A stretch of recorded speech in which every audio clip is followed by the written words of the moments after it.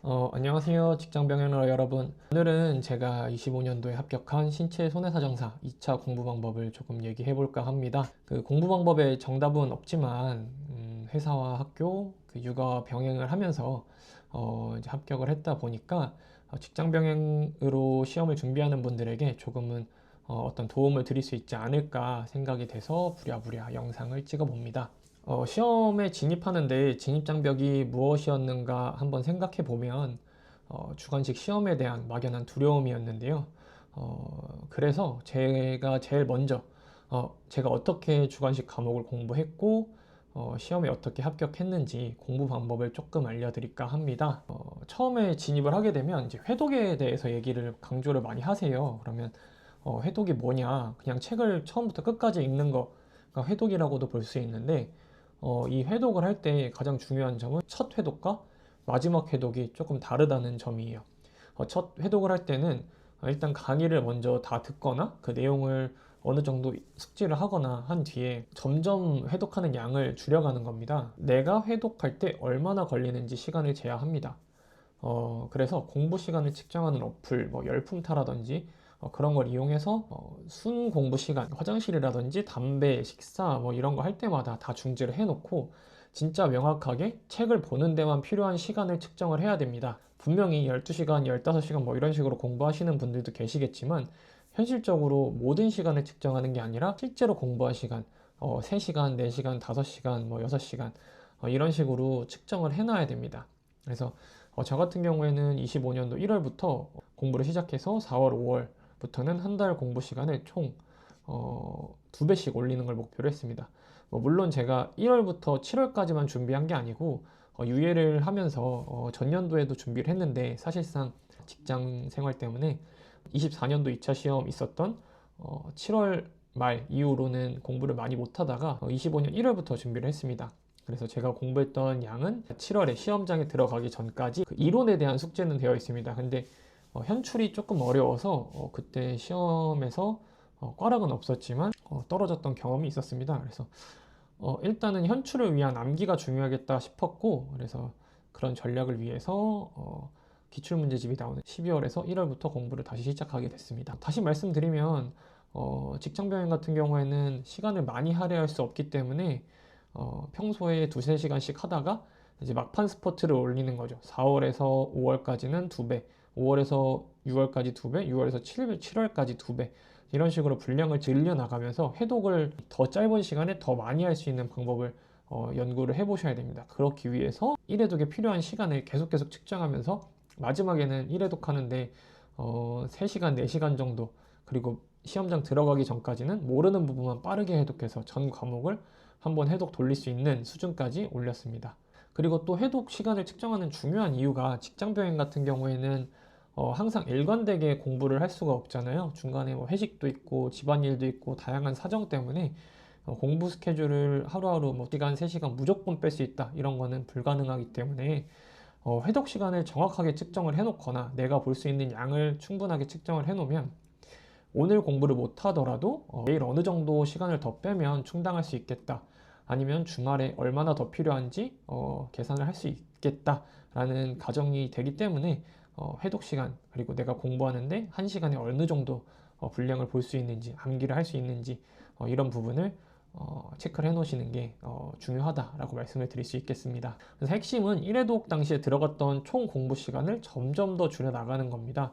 목표라면 시험장 들어가기 전까지 하루에 한 과목, 많게는 전날에 네 과목 모두를 해독할 수 있을 정도로 보셔야 합니다. 모든 과목을 하루에 일정한 분량으로 나가는 것보다 예를 들면 의학 이론을 끝내고 2과목, 3과목, 4과목 이런 식으로 순서대로 나가는 것을 추천드립니다. 구체적으로 주관식 시험에서 책을 어떻게 봐야 되냐 고민이 많이 되실 텐데 구체적인 해독 방법에 대해서 말씀을 드리면 저는 이윤규 변호사님의 구조화 독서법을 많이 봤는데요. 그래서 이 공부법의 도움을 많이 받았습니다. 예를 들면 그 강사님도 그렇고 합격하신 분들도 그렇고 목차를 위주로 공부를 해라. 근데 목차를 위주로 공부를 한다는 게 도대체 무슨 의미인지에 대해서 조금 이해가 안 될 수도 있어요. 이윤규 변호사님 영상을 조금 찾아보시거나 아니면 금전적인 여유가 조금 되신다 하면 이윤규 변호사님이 운영하는 드림스쿨이라는 사이트가 있어요. 구체적으로 어떤 식으로 공부를 하게 되는지 예시까지 다 해주시거든요. 손해사정사 강의로 예를 들자면 제가 김태훈 선생님 종합문제집 한 약수를 추려왔는데요. 이제 배상 청구 기준 증권에 대해서 논의를 한다고 하면 의의나 적용 대상이나 소급 담보일자 보고 연장 기간에 대한 내용이 나올 거예요. 그럼 총 4개가 있겠죠? 그러면 배상 청구 기준 증권이라는 단어를 봤을 때, 아니면 목차를 봤을 때 의의, 적용 대상, 소급 담보일자, 보고 연장 기간 4가지 목차가 있었구나 정도는 기억이 나셔야 되고요. 말로 표현 안 되거나 쓰질 못할 정도라도 어느 정도 그냥 이런 내용이 있었구나 정도가 1, 2회도까지는 돼 있으셔야 됩니다. 보통 이윤규 변호사님 공부 방법론을 적용하다면 이제 의의, 적용 대상, 소급 담보일자, 보고 연장 기간 같은 등급의 목차에서는 색깔을 같은 형광펜으로 칠합니다. 나머지는 다음 목차 아니면 키워드 순으로 똑같은 기준을 적용해서 형광펜을 칠합니다. 딱 키워드라든지 목차만 눈에 보이도록 합니다. 그렇게 되는 경우에 아까 말씀드렸다시피 배상 청구 기준 증권이라는 단어나 이제 약술 문제를 보면 이런 목차가 있었구나, 이런 목차 안에선 이런 내용이 필요하구나, 그리고 보고 연장 기간이라는 목차 안에서는 또 3가지 목차로 나눠지는구나, 3가지 목차에서는 조건이 무조건 나오고 종류도 나오는구나, 이런 게 나옵니다. 이런 식으로 공부를 해 나가는 거고 무작정 계속 이해를 한다, 당연히 이해가 들어가야 되는 건 맞긴 한데 암기 단계에 들어가서는, 그러니까 배상 청구 기준 증권에는 어떤 내용이 있었고 이런 이해를 통해서 현출해야 될 키워드를 암기하시는 거예요. 그래서 암기를 하게 되면 양이 줄어든다, 점점. 그래서 나중에 리마인드 할 때는 사실 배상 청구 기준 증권 목차를 딱 보면 의, 적용 대상, 소급 담보일자, 보고 연장 기간이 있었구나. 이 중에 중요한 건 소급 담보일자, 보고 연장 기간이었고 이 안에서는 조건이 이런 게 있었다. 그래서 이 키워드는 보험료 미납 외에 해지나 갱신이 있으면 안 됐고, 배상 청구 기준 증권에서 배상 청구 기준 증권으로 변경하는 경우에 소급 담보일자가 공백이 생기는 경우에 적용될 수 있고, 아니면 배상 청구 기준 증권에서 아예 사고 기준 증권으로 넘어가는 경우에 생길 수 있다. 이해를 기반으로 한 암기를 하게 되면 현출하기가 조금 더 수월해집니다. 그래서 저는 이윤규 변호사님의 구조화 독서법을 좀 추천해 드립니다.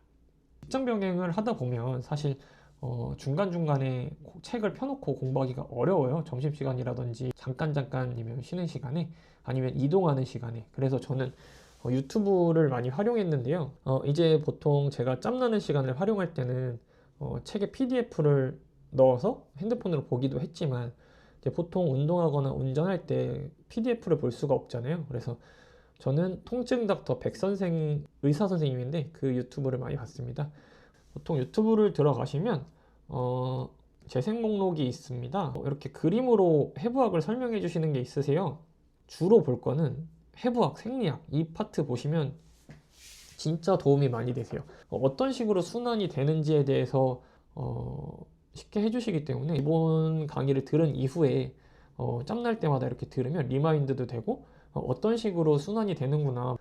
보시면 동맥과 정맥이 헷갈릴 때도 있어요. 뭐 단어가 헷갈리진 않지만 그 용도, 그러니까 동맥에서 어떤 게 빠져나오고 이게 어떤 용도로 사용되는지에 대한 부분도 분명히 시험에 나오기 때문에 이런 거 좀 봐놓으시면 암기할 양이 많이 줄어듭니다. 그래서 저는 통증 닥터 백 선생님 거 진짜 많이 보고 도움을 많이 받았습니다.